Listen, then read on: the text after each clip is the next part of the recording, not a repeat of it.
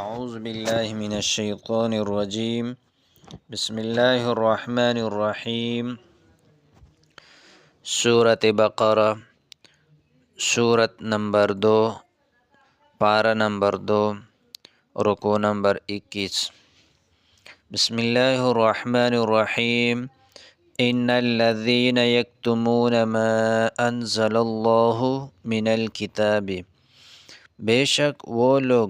جو چھپاتے ہیں اس چیز کو جو اللہ نے نازل فرمائے یعنی کتاب، وَيَشْتَرُونَ بِهِ ثَمَنًا قَلِيلًا، اور خریدتے ہیں اس کے بدلہ تھوڑی قیمت۔ اولئک ما یأکلون فی بطونہم، تو یہ لوگ ہیں جو نہیں بھرتے اپنے پیٹوں کو، الا النار، مگر آگ، ولا یکلمہم اللہ، اور اللہ قیامت کے دن ان سے بات نہ کرے گا، یوم القیامت، قیامت کے دن ان سے بات نہ کرے گا،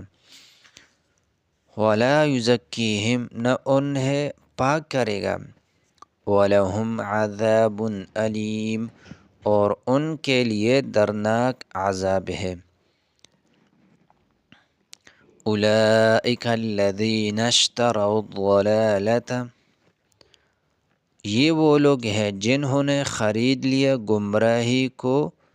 بالہدی، ہدایت کے بدلے، والعذاب بالمغفرہ، اور عذاب کو مغفرت کے بدلے،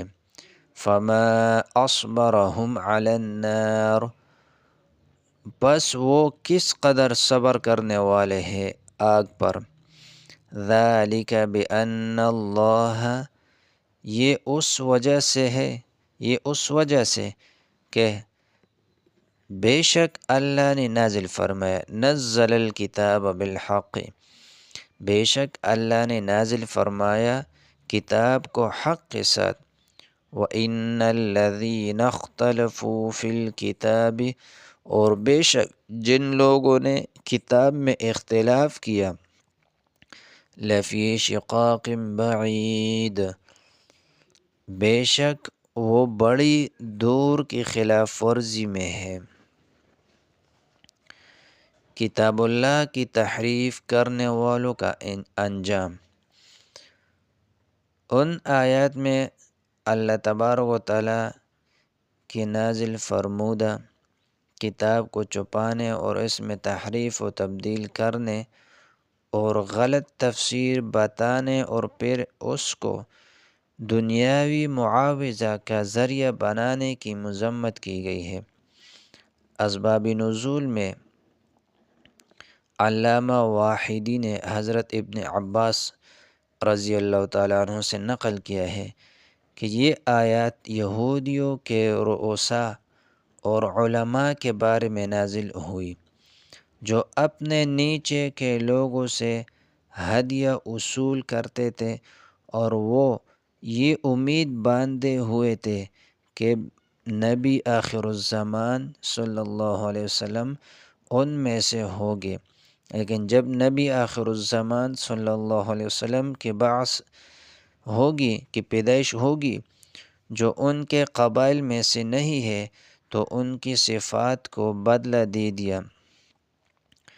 جو تورات میں پاتے تھے، اور دوسری صفات بتا دی جو تورات میں نہیں تھے، تاکہ ان کے عوام نبی آخر الزمان پر ایمان نہ لائے اور ان کی ریاست باقی رہے